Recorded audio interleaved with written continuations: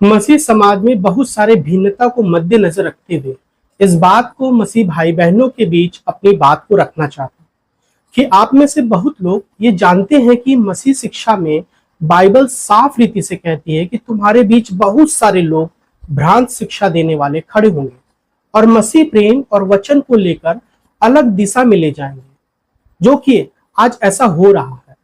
आज बहुत सारी संस्थाएं बन चुकी हैं, बहुत सारे अपने तरीके से वचन को बताते हैं और परमेश्वर के नाम से लोगों को भ्रांत शिक्षाओं को फैला रहे हैं। पर शायद आप में से बहुत लोग अभी नए मसीह में हैं या शायद सालों से, पर आप में से बहुत सारे लोगों को वचन को पढ़ना, गहन से अध्ययन करना नहीं जानते। तो आज इसी बात को रखते हुए आप सभी के लिए लेकर आया हूं कि और कैसे वचन का गहन अध्ययन कर सकते हैं। मसीह यीशु के अतुल्य प्रेम में आप सभी को अभिनंदन करता हूं। हमारे बहुत सारे भाई बहन जो परमेश्वर से प्रेम करते हैं, उस महान प्रेम में परिपक्व होना चाहते हैं, जो शायद बहुत सारे लोग वचन को पढ़ना चाहते हैं या वचन का शुद्ध अध्ययन करना चाहते हैं, पर उनके पास ऐसा कोई साधन नहीं है और न ही इतना समय कि वो मसीह के वचन के अध्ययन को सीख सके।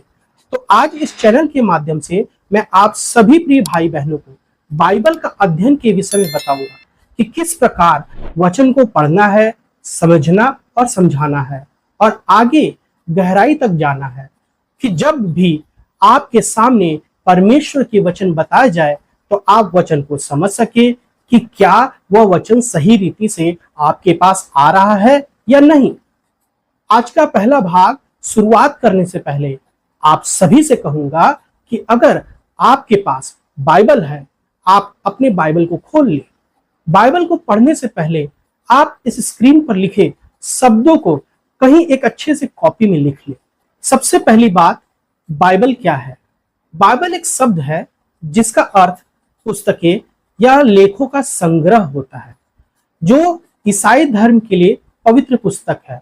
यह शब्द ग्रीक का बिब्लिया से लिया गया है, जिसका अर्थ पुस्तकें होते हैं। बाइबल परमेश्वर का वचन है जो पवित्र आत्मा की अगुवाई में लिखा गया है। यह बात दूसरी तिमोथी 3:16 आयत में साफ तौर से लिखा गया है। संपूर्ण पवित्र शास्त्र परमेश्वर की प्रेरणा से रचा गया है। यह लोगों को सत्य की शिक्षा देने, उनको सुधारने, उन्हें उनकी बुराइयों को दर्शाने और धार्मिक जीवन से प्रशिक्षण में उपयोगी है।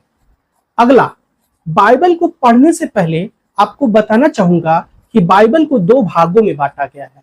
शायद ये बात बहुत लोग जानते हैं, फिर भी याद दिला दूं अगर नहीं पता है तो।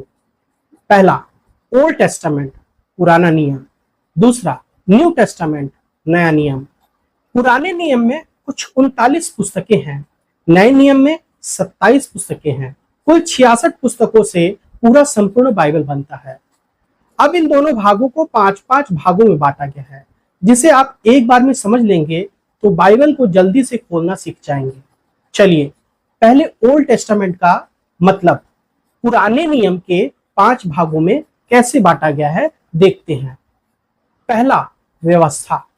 दूसरा, इतिहास। तीसरा, भजन। चौथा, बड़े भविष्यवक्ता और 5वां, छोटे भविष्यवक्ता। नए नियम में भी 5 भाग को देखते हैं। पहला, सुसमाचार। दूसरा, इतिहास।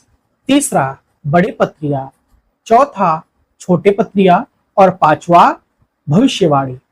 इतना तो सभी को समझ में आ गया होगा, और अगर समझने में कोई दिक्कत आ रही हो तो वीडियो को फिर से देखें, और अगर कोई डाउट है तो कमेंट बॉक्स में कमेंट करें। आइए आगे बढ़ते हैं। पुराने नियम के 5 भागों में हर एक भाग में कितने पुस्तक हैं, देखते हैं कितने लोग इस वीडियो को ध्यान से देख रहे हैं और सच में अध्ययन कर रहे हैं। पहला, व्यवस्था, पेंटाट्यूक। पहले भाग में कुल 5 पुस्तकें हैं, उत्पत्ति, निर्गमन, लय व्यवस्था, गिनती और व्यवस्था विवरण। दूसरा, इतिहास। इस भाग में कुल 12 पुस्तक हैं, यहोशू, न्यायों, रूत, पहला सैमुअल, दूसरा सैमुअल, पहला राजा, दूसरा राजा, पहला इतिहास, दूसरा इतिहास, एज्रा, नेहमिया और एस्टर। तीसरा, भजन। इस भाग में 5 पुस्तकें हैं। अय्यूब, भजन संहिता, नीति वचन, सब उपदेशक और श्रेष्ठ गीत। चौथा, बड़े भविष्यवक्ता। इस भाग में 5 पुस्तकें हैं। यशायाह, यिर्मयाह, विलाप गीत, यहेजकेल, दानियल। पांचवा, छोटे भविष्यवक्ता। इस भाग में 12 पुस्तकें हैं। होशे, योएल, आमोस, ओबद्याह, योना, मीका, नाहूम, हबक्कुक, सपन्या, हग्गै, जकर्या और मलाकी। अब बात करते हैं नए नियम की, जहां देखेंगे इन 5 भागों में कौन कौन सी पुस्तकें आती हैं। पहला, सुसमाचार। सुसमाचार के 4 पुस्तक हैं। मत्ती रचित सुसमाचार, मरकुस रचित सुसमाचार, लूका रचित सुसमाचार, यूहन्ना रचित सुसमाचार। दूसरा, इतिहास। इतिहास में सिर्फ 1 पुस्तकें हैं, प्रेरितों के काम। तीसरा, बड़ी पत्रियां। कुल 12 पत्रियां हैं। रोमियो के नाम पे पत्री, पहला कुरिन्थियो, दूसरा कुरिन्थियो, गलातियो, इफिसियो, फिलिपियो, कुलिसियो, फर्स्ट थिस्सलुनीकियो, सेकंड थिस्सलुनीकियो, फर्स्ट तीमुथियुस, सेकंड तीमुथियुस, तीतुस एंड फिलोमन। चौथा, छोटी पत्रियां। छोटी पत्रियां कुछ 8 पत्रियां हैं। इब्रानियों, याकूब, पहला पत्रस, दूसरा पत्रस, पहला यूहन्ना, दूसरा यूहन्ना, तीसरा यूहन्ना और यहूदा। पांचवा, भविष्यवाणी। इसमें सिर्फ 1 पुस्तक है, प्रकाशित वाक्य।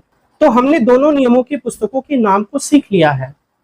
अगले भाग में हम देखेंगे बाइबल को समझने के लिए कौन से अध्याय से शुरू करें और वह कौन से नियम हैं जिससे हम बाइबल को आसानी से समझ सके। मिलते हैं अगले वीडियो में। जय मसीह की।